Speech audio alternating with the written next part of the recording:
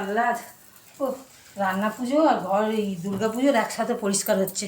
দেখো বন্ধুরা, আর এই তো এত চুন খসে পড়েছে। এই যে দেখো বন্ধুরা, এই গরমে খালি জল খেয়ে খেয়ে অবস্থা হয়।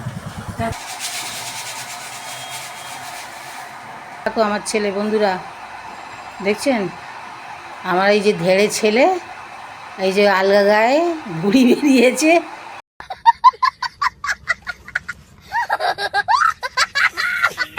দেখছেন কত নোংরা চুন খসেছে, দেখুন নিচে পড়েছে। সব রান্না পুজো দুর্গা পুজো উপলক্ষে হচ্ছে, নোংরা কত বেরিয়েছে। আরও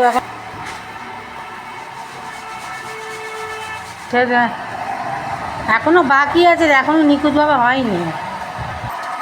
যে কথা সময় ঢাঁটা চলে যাচ্ছে, এই করে করে সময় নষ্ট করে দেয়। আমি বাত তো সহি